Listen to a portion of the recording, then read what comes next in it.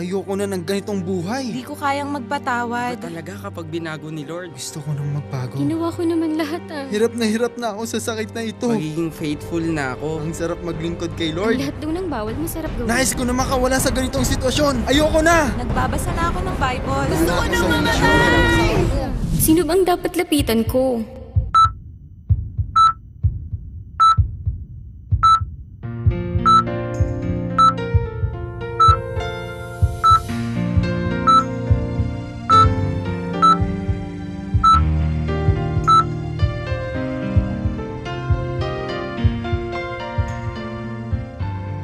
Isang maganda at mapagpalang araw po sa inyong lahat. Ako po si Sister Dory Villanueva at ito ang programang The Life Giver.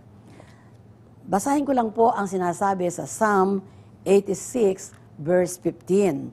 Sabi po dito, "But you, O Lord, are a compassionate and gracious God, slow to anger, abounding in love and faithfulness."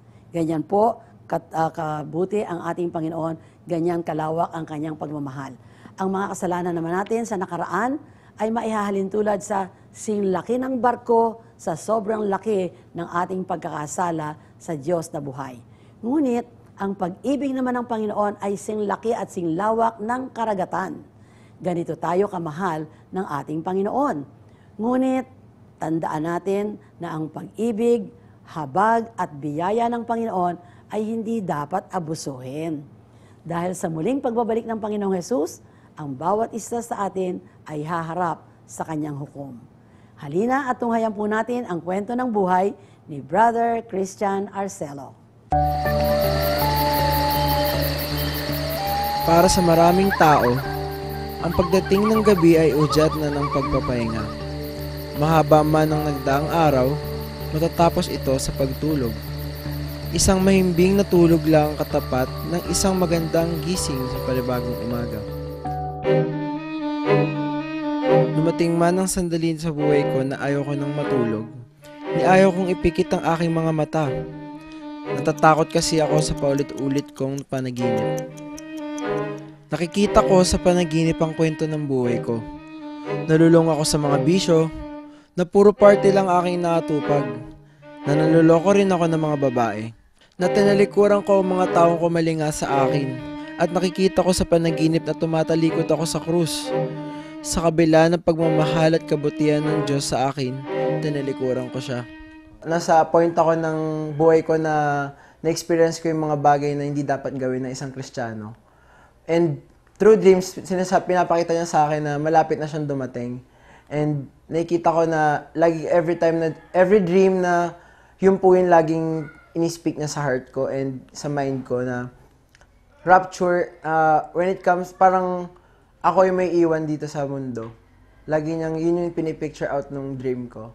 And yung mga tao, parang mga tao, yun nga po, alam naman natin na kung kapag rapture, di ba, nag-aangatan lahat ng mga tao. Doon sa dream ko, umangat lahat ng tao, tas ako yung naiiwan. Tapos parang ako, sobrang fear, yung fear ko, sobra-sobra nung pagkagising ko nun. And yung effect ng dream sa akin na yun, sobrang big impact. Sa madaming pagkakataon, ang bawat paggising ko ay may dalang luha. Napapaiyak ako dahil sa takot at napapaiyak rin ako dahil sa lungkot. Ayokong mangyari sa totoong buhay ang aking panaginip. Pagkagising ko, napapaisip ako kung totoo ba o hindi. Tapos uminom ako ng tubig agad. Tapos nag-pray ako kay Lord na, syempre ako kahit alam ko sa part ko na mali yung mga ginagawa ko, alam ko na present pa rin si Lord para kausapin siya.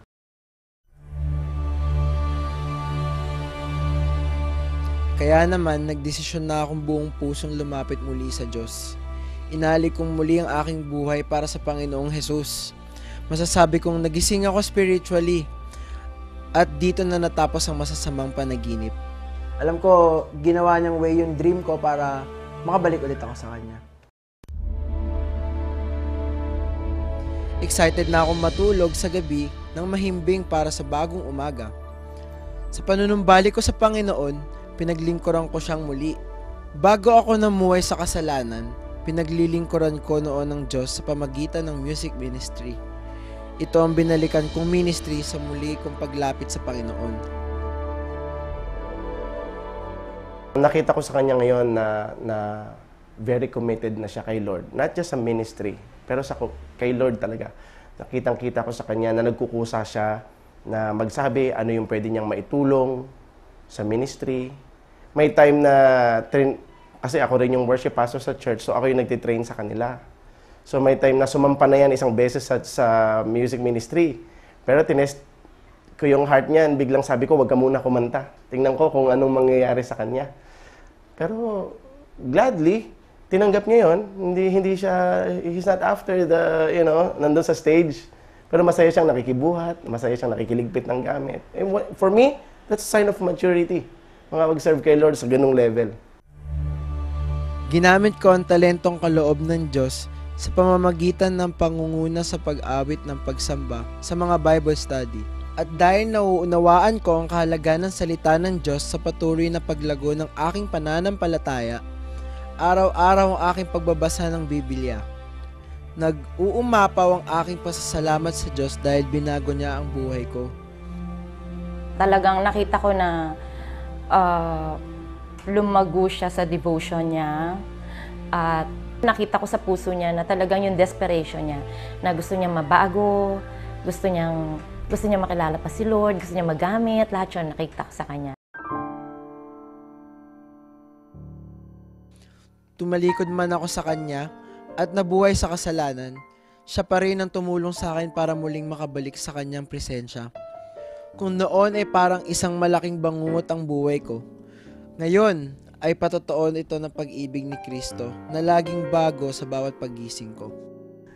Si Lord dumating para i-save yung mga unbelievers and yung mga hindi nakakilala talaga sa Kanya. Hindi naman para sa mga nakakilala na talaga sa Kanya.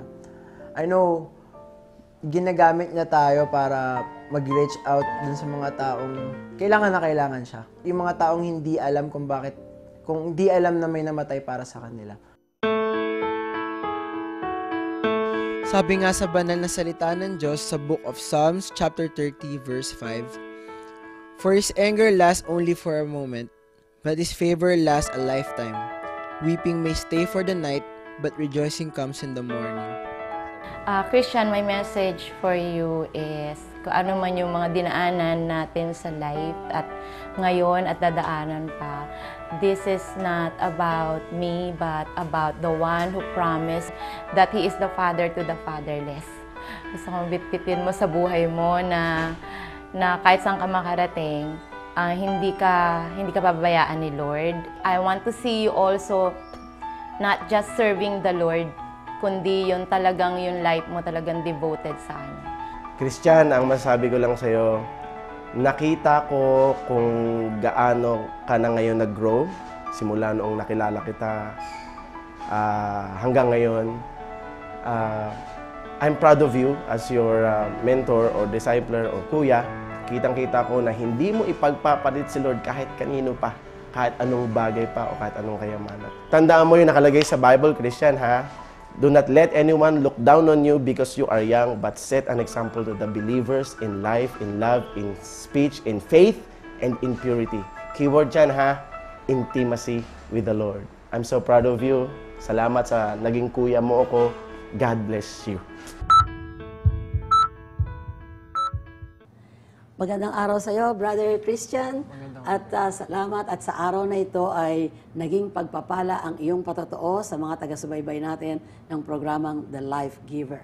Yun. Pero bago natin pag-usapan ang panibagong buhay na kaloob sa iyo ng Panginoong Hesus, pwede bang i-share mo muna sa amin ang mga paghahanda mo para sa Campus Outreach Ministry?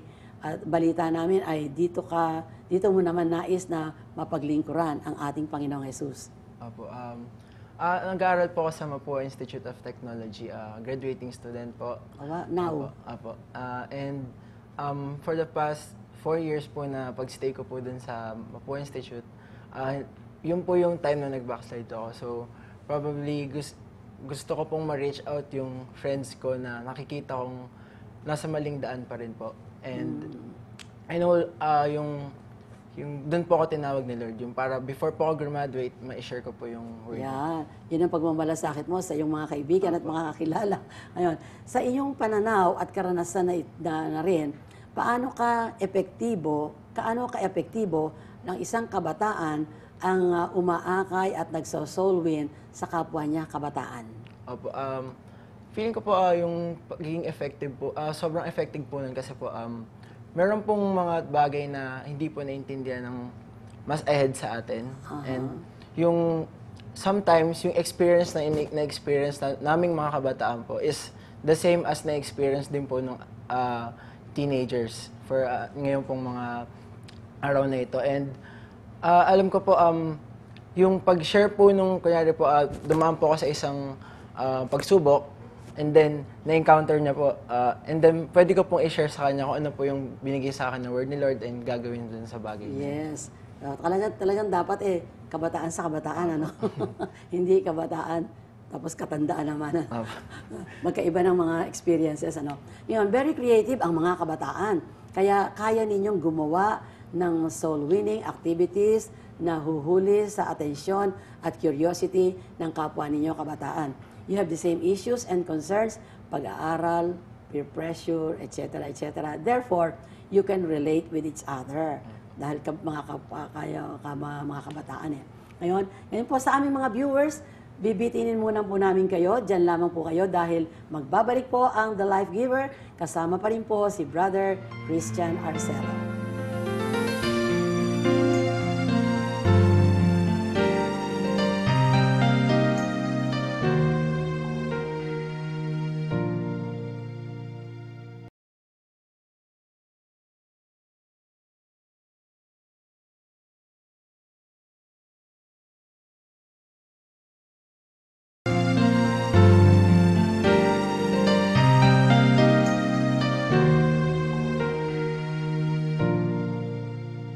We're back here on The Life Giver at kasama pa rin po natin si Brother Christian Arcelo.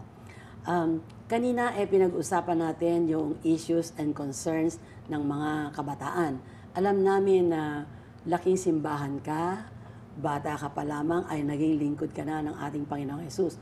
Ano ang naging issues and concerns mo noon at tinalikuran mo ang Panginoon? Sa mas kilalang salita bakit ka nag-backslide? Ako po ay lumaking wala pong kinalaki na dad and mom. And without her being by my side, parang nagtanong po ako, I'm asking for attention. Parang naghanap po ako ng attention from other people. And then, dun sa, pumasok po ako sa backslide, feeling ko po yung naging, kung bakit po ako pumasok dun is yung pag-asa ng attention and then pumasok po yung environment. Then napunta po ako sa bad company. Which is, dun po pumasok yung mga bad vices. Ayun po. Kaya talagang dapat po mga magulang, kailangan ng ating mga anak ang pagtingin, pagmamalasakit, pagmamahal ng isang ama at isang ina. Kaya lumaki po si Brother Christian sa pag-aaruga ng kanyang tiyahin, ng iyong auntie, kapatid ng nanay mo. Ayun, hindi pa niya nakikita at nakakasama ang kanyang mga tunay na magulang. Ngayon, may longing sa puso niya sa pagmamahal. Pakiramdam niya ay hindi siya masaya dahil wala siyang tunay na magulang. Over the years, hinayaan mo na ang bitterness na manatili sa puso mo. Ano ang naging epekto nito sa relasyon mo sa tita mo na siya mong kinalakihan bilang isang magulang? Unang-una po, naging malaking isang problema po ito sa pamilya namin. Dahil during my backslide issues, yun po yung mga times na lagi niya po ako nire-remind na mag-church and ibigay po lahat ng problema ko kay God. During those times also na dinidisregard ko po yun. Parang ini-ignore ko po siya every time, even though alam ko na kinakausap ako ni Lord sa puso ko. Pero, ayun, pinilit ko po yung sarili ko pong intention. Yung rebellion natin na sa ating mga magulang at sa mga nakatatanda sa atin is just a manifestation of a kind of relationship we have with God. Ibig sabihin ito, we are already rebelling against God. Also, napatunayan mo ba ito sa iyong experiences? Meron po akong pinagdadaanan po ng kabataan, simpleng kabataan. And yung parang feeling mo po na malayo si God sa inyo. Pero doing those things na hindi under sa glory niya, parang nakakonvict ka po, and I know hindi yun nakakalugod sa Panginoon. Lahat po ng pinagdaanan kong mali, I know hindi po yun yung plano niya sa akin, pero Paano na-involve ang sarili mo sa mga vices, mga bisyo-bisyo? opo. Nag-start po yun sa friends, patikim-tikim lang po. Ganun. Parang patry, kala ko hindi magiging worst. And then, like po yung smoking, Nag-try ka? Opo. Sa friends lang po nag-umpisa, and then pinatry po ako, and then after that, naging habit ko na po. Tapos, ayun po. Tapos pati po like yung parties, doon po actually, it's really the environment po yung nag-ano sa akin. Ngayon, paki-describe at pakisalarawan ang buhay ng isang kabataan na lugmok sa bisyo. Masaya, and kasi po, yung pleasure, nandun po. Pero, dun sa likod ng puso ko, alam ko hindi yun yung magsasatisfy po sa akin. There's something more na kahit po matikman mo lahat ng bagay sa mundo, meron pa rin pong kulang. Yes. Buti naman na naisip mo pa rin yun nung panahon na yun. Ngayon, bakit mahalagang isurround ng isang kabataan ang kanyang sarili ng isang godly counselors? Para po sa akin, napaka-effective po nung magkaroon ka ng mentor. God will use that mentor para po straight path yung kung ano man pong curves ng buhay yung pinagdaanan mo. Nung bang panahon na nasa bisyo ka, meron ka bang isang nagka-counsel sa'yo? Meron po, si Pastor Rodel Buban po. Siya po yung actually discipler ko pa rin po until now. Pero nung mga time po na yun, lagi ko po siyang ini-ignore din, parang like si Mama. Ini-ignore ko po, parang every time na iti-text niya ako or ikakontakin niya po ako, minsan po pinapatay ko po yung phone. Parang disregard ko po talaga siya. And then, pero he never gave up on me. Parang, Buti na lang, ano? Opo. Kasi Ginamit pa rin mo siya. baka kung ako yan, sabihin ko, ano ba to? Pilit kong iniwin sa Panginoon tapos ayaw pa. Ngayon, ang sabi po dito sa Proverbs 4:20 hanggang 23, "My son, pay attention to what I say. Listen closely to my words." Verse 21, "Do not let them out of your sight. Keep them within your heart, for they are life to those who find them and health to a man's whole body. Above all else, guard your heart, for it is the wellspring of life." Kaya po, dapat po lahat na ultimo sa mga katandaan, kahit kabataan, ito po ay napaka-importante na dapat po ay bigyan natin ng atensyon ang salita ng Diyos sapagkat ito po ang magbabantay sa atin at magtutuwid sa ating landas na dinadaanan. At ito po ay kinakailangan po, sabi po guard your heart, for it is the wellspring of life. Kaya po, dapat po ay talagang lagi natin itong ang salita ng Diyos ay lagi nasa puso natin at nasa isip. Ngayon, masasabi mo bang sa oras na ito ay totohanan mo nang napatawad ang iyong mga magulang? Masasabi ko po na napatawad ko na po talaga sila. Kasi para sa akin po, being a real Christian is absolute surrender to God. And He first demonstrated forgiveness through the Calvary. And alam ko doon po nag-speak sa akin yung wala po tayong karapatan magmalaki sa ibang tao para hindi tayo mag-forgive. Kasi first of all, tayo yung unang pinorgive ni God. Yes, Through His pastor na ang dating mo. Yan. Iwan man tayo ng ating mga magulang sa lupa, hindi tayo magkukulang sa pagmamahal at pagkalinga ng ating Panginoong Diyos. Ito po, ang sinasabi naman po sa Isaiah chapter 49, verse 15. "Can a mother forget the baby at her breast and have no compassion on the child she has born? Though she may forget," sabi ng Lord, "I will not forget you." I will not forget you. Ang ating pong Diyos, hindi tayo makakalimutan, hindi tayo iiwan kailanman. Ngayon po, sa amin pong mga taga-subaybay, samahan niyo po kami ni Brother Christian Arcelo na manalangin maya-maya. Magbabalik po ang The Life Giver pagkatapos ng ilang paalala. Stay tuned.